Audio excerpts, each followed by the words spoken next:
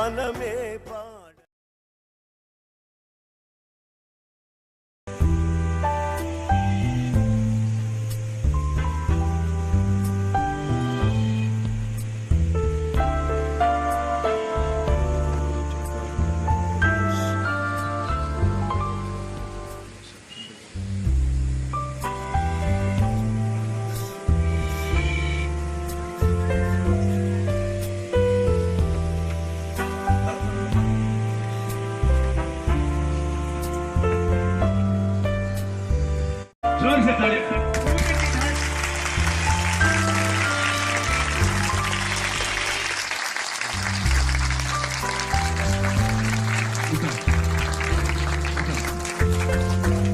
యేసు నామములో శక్తి ఉన్నది. హల్లెలూయా.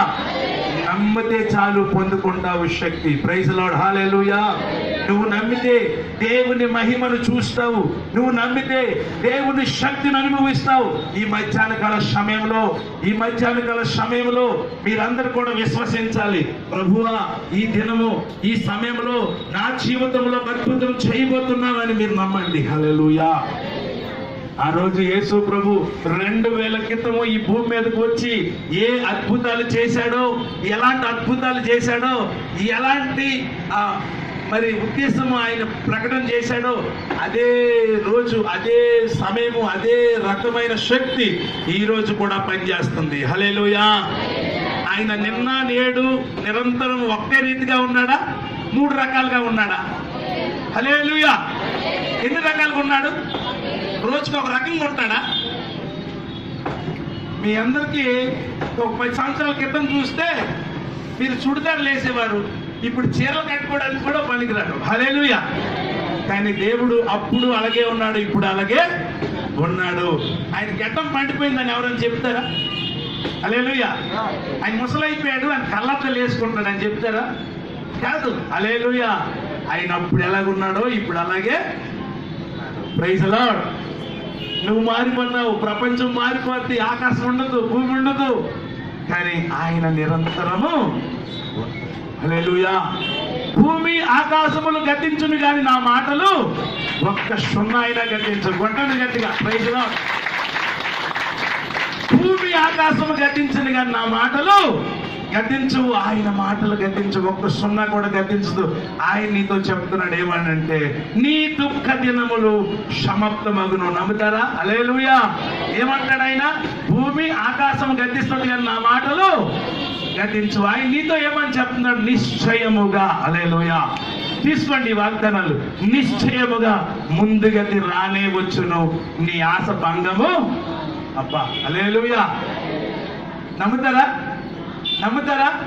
నిశ్చయముగా ముందుగతి రానే వచ్చును, నీ ఆశ భంగమైపోద్దా? ఎంతమంది నమ్ముతారు నా ఆశ భంగమైపోద్దని? హల్లెలూయా. ఎంతమంది నమ్ముతారు నా ఆశ భంగము కాదు? హల్లెలూయా. ఈ 4-5 మిగతా వాళ్ళకి అందరికి అవసరం లేదా? Praise the lord. హల్లెలూయా.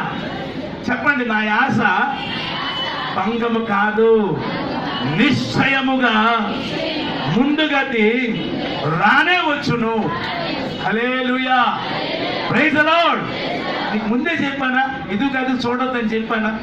ముందే చెప్పాను ఇది గది చూడొద్దు. హల్లెలూయా. ఇది గదుకు చూడొద్దు. మీరు ఈ వాక్యం మీద ధ్యానం పెట్టండి. అయితే మీరు నేను చెప్పిన మాటలన్నీ తీసుకుంటారు. హల్లెలూయా. ఈ 10 మాటల్లో ఒకటి తీసుకుంటారు, 10 మాటలు అన్ని మరిచిపోతారు. ఇలాగే ఒకటి ఏం చేస్తున్నారంటే, పాస్టర్ గారు వచ్చి వాక్యం చెప్తారట. పాస్టర్ గారు వచ్చి వాక్యం చెప్తుంటే వీళ్ళందరూ ఎవరెవరు ఏది చూసుకుంటున్నారు. ఒక ముసలమ్మ అట. హల్లెలూయా. ఒక ముసలమ్మ ఆ పాస్టర్ గారితో చూస్తుందట. పాస్టర్ గారు దంచికి వెళ్ళిపోతున్నాడు. హల్లెలూయా. వాక్యం చెప్తున్నాడు. ఆ ముసలమ్మ చూస్తుంది. ఈ పాస్టర్ గారితో చూసి ఏడుస్తుంది. హల్లెలూయా. పాస్టర్ గారు ఏమనుకుంటున్నాడు? నేను చెప్పిన మాటలు ఈమె హృదయంలో పనిచేసేయేమో, అందుకే ఏడు చేస్తుంది అనుకుంటున్నాడు. హల్లెలూయా. ఈవెన్ చెప్తుంటే ఇంకా ఏడుస్తుంది. ఇంకా గట్టికి చెప్తున్నాడు, ఇంకా ఏడుస్తుంది. ఇంకా ఏడు పొందు కాదా అంటే పొందు కాదు.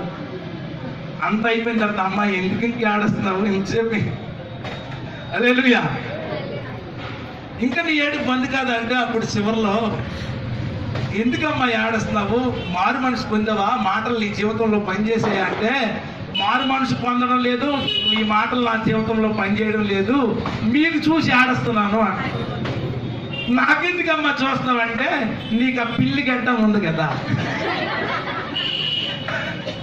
ఆ పిల్లి గడ్డం చూసి ఏడుస్తున్నాను. ఇప్పుడు పిల్లి గడ్డం ముందు ఎందుకు ఏడాలంటే, ఒకప్పుడు నేను ఒక మేకను పెంచానయ్యా, ఆ మేకకి ఇలాంటి గడ్డం ఉండేది, చాలా ప్రేమతో పెంచాను. ఆ మేకకి ట్రక్కు కుమ్మేసింది, అక్కడికక్కడే పచ్చడైపోయింది. అప్పుడు మర్చిపోయాను. తర్వాత మీకు చూసినప్పుడు నన్ను ముద్దుగా పెంచుకున్న నా మేక గుర్తుకు వస్తుంది అయ్యా. హల్లెలూయా. ముద్దుగా పెంచుకున్న మేక గుర్తు వస్తుందట. అది గుర్తొచ్చి పాస్టర్ గారు ఏమనుకుంటున్నాడు? నా వాక్యం చూసే కదా ఏడుస్తుంది అనుకుంటున్నారు. హల్లెలూయా. నా వాక్యం మీ జీవితంలో ఎంత కార్యం చేస్తుందంటే గడ్డం చూసి నా ఏడుస్తుంది. Praise Lord. అందుకే మీకు ముందు చెప్పాను, నాకు ఇప్పుడు ఏం చూడొద్దు. Praise Lord. ఇప్పుడు చెప్పిన మాటలే మీరు శ్రద్ధగా వినండి. ఆమేన్. హల్లెలూయా. ఆయన సజీవుడు, ఆయన సర్వ శక్తి గల దేవుడు. హల్లెలూయా. ఆయన నీలో నాలో జీవిస్తున్నవాడు. నీ దేహము దేవుని ఆలయము. Praise the Lord. వాక్యంలో రాయబడింది అంటారా, మీ దేహము దేవుని ఆలయము. మీ దేహము దేవుని ఆలయము, అందులో దేవుడు ఆత్మ నివసించి ఉన్నాడని మీరు ఎరగరా? హల్లెలూయా. అందులో దేవుని ఆత్మ నివసించి ఉన్నాడు. మీ దేహము దేవుని ఆలయము. లేకపోతే ఒక్కరికే అన్నాడా? మీ పాస్టర్ గారి దేహాలే దేవుడు ఆలయాలు, మా అందరూ కూడా దెయ్యాల ఆలయాలు అన్నాడా? Praise the Lord. ఏమన్నాడు? మీ దేహాలు, ఇక్కడ ఉన్న మీరందరూ కూడా, దేవుని వాక్యం వింటున్న మీరందరూ కూడా, దేవుడు అంటే విశ్వాసిస్తున్న మీరందరూ కూడా, మీ దేహాలు దేవుని ఆలయాలు. Praise the Lord. దాంట్లో ఎప్పుడు పరిశుద్ధమైనవి ఉంచాలి, దేవుని వాక్యంతో నింపాలి. అందులో దేవుడు నివసిస్తున్నాడు. అందుకే మీలో ఉన్నవాడు లోకంలో ఉన్నవాడి కంటే గొప్పవాడు. ఈ సత్యాలు మీరు తెలుసుకోవాలి. Praise the Lord. నేను ఏదో సత్యాలు చెప్పడం లేదు, లేకపోతే ఇంకేదో చెప్పడం లేదు. మీరు వాస్తవ్యాలు తెలుసుకోవాలి, సత్యాలు తెలుసుకోవాలి. దేవుడు ఎవరు, ఎక్కడ ఉంటాడు? ఈ ఆలయంలో ఉంటాడా? ఇక్కడ మనం విడిచిపెట్టి వెళ్ళిన తర్వాత ఇక్కడ ఎవరు ఉండరు. Praise the lord. హల్లెలూయా. మనం విడిచిపెట్టి వెళ్ళిన తర్వాత మనం అనుకుంటాం వీకేపీ లాడ్జిలో దేవుడు ఉన్నాడు. కాదు, దేవుడు నీతో నాతో మనలో జీవిస్తున్నాడు. Praise the lord. హల్లెలూయా. నీ దేహము దేవుని ఆలయము. అందుకే నీవెప్పుడు కూడా ఆత్మతో సత్యముతో నువ్వు ఆరాధించినప్పుడు, దేవా నువ్వు నాలో జీవిస్తున్నావు, నేను నీతో జీవిస్తున్నాను ప్రభువా, నరుల సహాయం నాకు అక్కరలేదు, కొండల తట్టు నాకు కనులెత్తుచుండగా నా సహాయము యెహోవా వలనే కలుగుచున్నది. హల్లెలూయా. కొండల తట్టు కనులెత్తుండగా నా సహాయము యెహోవా వల్లే కలుగుచున్నది. అందుకే నువ్వు నా సహాయం అంటూ, దేవా నువ్వు నాలో జీవిస్తున్నావని మనము ఇంకా ముందుకు సాగాలి. ఇంకా కొద్దిగా రహస్యాలు తెలుసుకొని ఇంకా ప్రార్థనలు చేసేటప్పుడు దేవుడు మన ప్రార్థన వింటూ ఉన్నాడని విశ్వసించి ప్రార్థన చేయాలి. హల్లెలూయా. అందుకే మనం ఎప్పుడైనా కూడా చెరువుకి వెళ్ళినప్పుడు, లేకపోతే ఒక సముద్రంకో చెరువుకో ఒక చిన్న స్విమ్మింగ్ పూల్కో వెళ్ళేటప్పుడు, మనం మోకాళ్ళ వరకు వెళ్ళామనుకోండి, మన బరువు మన మీదే ఉంటుందా? మన బరువు నీటి మీద ఉంటుందా? మోకాళ్ళ వరకు వెళ్ళామంటే, పాదాలు ముంచాము, మోకాళ్ళ వరకు వెళ్ళామంటే మన బరువు మన మీదే ఉంటుందా? నీటి మీద ఉంటుందా? మన బరువు మన మీదే ఉంటుంది. అదే నడుము లోతు వరకు వెళ్ళామనుకోండి, మన బరువు మన మీదే ఉంటుంది. అదే ఇంకా లోతుకి వెళ్ళిపోయామనుకోండి, అప్పుడు ఏం జరుగుతుంది? నీరు మన బరువుని. హల్లెలూయా. అర్థమైన వారు చప్పట్లు కొట్టండి. Praise the Lord. మోకాళ్ళ వరకు ఉంటే మీ బరువు మీ మీదే ఉంటుంది, నడుము వరకు ఉంటే మీ బరువు మీ మీదే ఉంటుంది. అదే పూర్తిగా లోతుకి వెళ్ళిపోయారు అనుకోండి, నీరు మీ బరువు వల్ల నీటి మీద ఉంటుంది, మీరు తేలిగ్గా ఉంటారు. హల్లెలూయా. యేసుప్రభు ఏమన్నాడు? యేసుప్రభు ఏమన్నాడు? మీ చింత వద్దు, నా మీద వేయండి, నేను మీ కొరకు చింతిస్తున్నాను. హల్లెలూయా. నేను మీ కొరకు ఏం చేస్తున్నాను? చింతిస్తున్నాను. మీ చింత వద్దు, నా మీద వేయండి. హల్లెలూయా. మనం ఏమంటామంటే, దేవుడికి ఎందుకు శ్రమ పెట్టాలి? ఏమంటాము? దేవుడికి ఎందుకు శ్రమ పెట్టాలి? అలాగే ఒక ముసలమ్మాట ఆలకిస్తున్నారా? ఎంతమంది ఆలకిస్తున్నారు చెప్పండి? ఎంతమంది ఇక్కడే ఉన్నారు? నేను ముందు చెప్పాను కదా, మైండ్ ఆబ్సెంట్ బాడీ పేషెంట్. అందుకే అడుగుతున్నాను, ఇక్కడ ఉన్న వాళ్ళు కూడా అడుగుతున్నారు. హల్లెలూయా. ఒక అమ్మాయిలకే రోడ్డు మీద పెద్ద మూట పెట్టుకుని వెళ్తుందట. రోడ్డు మీద మూట పట్టుకొని వెళ్తుంటే ఒక ఎడ్ల బండిలో లాగా వెళ్ళిపోతుంటే అన్నాడమ్మా, నువ్వు ఎక్కడికి వెళ్తున్నావు? అలా ఊరికి వెళ్తున్నానని చెప్పింది. అయితే ఆ ఊరికి నేను కూడా వెళ్తున్నాను, రా నా బండి ఎక్కి అన్నాడట. అది బండి ఎక్కింది. బండి ఎక్కి ఆ బండి నడిపిస్తున్నాడు. కొంత దూరం వెళ్ళిన తర్వాత ఇలా ఎలక చూశాడు.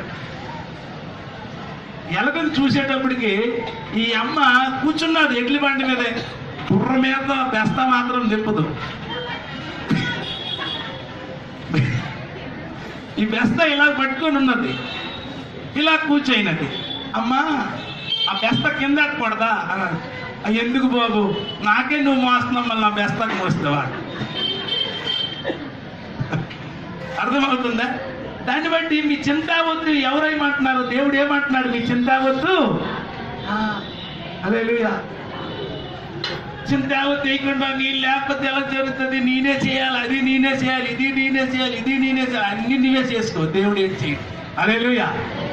అన్ని నువ్వే చేసుకో. అది నేను చేయాలి, అది నేను చేయాలి, అది నేను చేయాలి. దేవుడు అంటాడు అన్ని నువ్వు చేసుకుంటే ఇంక నేను చేసేది ఏంటి? నువ్వు చేసుకో. హల్లెలూయా. ప్రభువా నువ్వు చేయాలని ఆయన మీద మనం భారం మోపాలి. హల్లెలూయా. నీ భారము యెహోవా మీద మోపు, నీ పనుల భారం యెహోవా మీద మోపు, నీ చింత వద్దు ఆయన మీద మోపు. ఆయన అంటున్నాడు నీ గురుండి నేను చింతిస్తున్నాను. హల్లెలూయా. గట్టిగా ప్రైజ్ ది లార్డ్.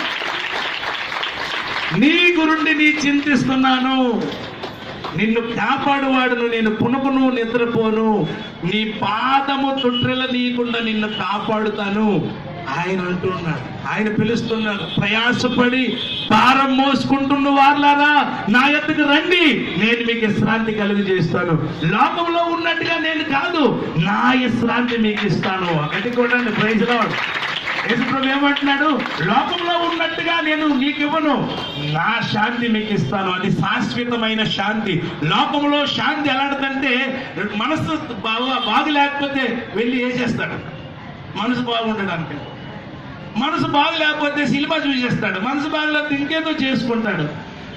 అది ఎంతసేపు మత్తులో ఉన్నంతసేపే మనసు బాగుంటుంది, అన్ని మర్చిపోతాడు. మత్తు తిరిగిపోయిన తర్వాత మళ్ళీ వేదనలోకి వెళ్ళిపోతాడు. సినిమా చూసినంతసేపు ఆ జోకులు బయటలు చూసి శ్రద్ధ చేస్తాడు, సినిమా అయిపోయిన తర్వాత మళ్ళీ ఆలోచిస్తాడు. కానీ దేవుడు ఏమంటాడు? అలాంటి శాంతి నేను ఇవ్వను. హల్లెలూయా. నీకు చింత వస్తే అది శాశ్వతంగా దూరం చేస్తాను. ఆమేన్. హల్లెలూయా. నిన్ను కాపాడువాడు పునకుడు నిద్రపోడు, నీ పాదములు ఆయన తొట్రెల్లా నీయడు. హల్లెలూయా. దాన్ని బట్టి మనం లోతైన అనుభవంలోనికి వెళ్ళాలి. లోతైన అనుభవంలోనికి మనం వెళ్ళాలి. లోతులోనికి వెళ్తేనే మన భారం నీటి మీద ఉంటుంది, పైన ఉంటే మన భారం మనమే మోసుకుంటాం. దాన్ని బట్టి మనం లోతైన అనుభవంలోనికి వెళ్ళేటప్పుడు పేతురు, యోహాను ఇలాగా కొంతమంది శిశువుల గురించి మీకు తెలిసే ఉంటుంది. సముద్రంలో శిశువులు వెళ్తున్నారు, యేసు ప్రభు వెళ్తున్నాడు. శిశువులు వెళ్తుండగా వాళ్ళతో యేసు ప్రభు కూడా ఉన్నాడు. యేసు ప్రభు ఏమని చెప్పాడు?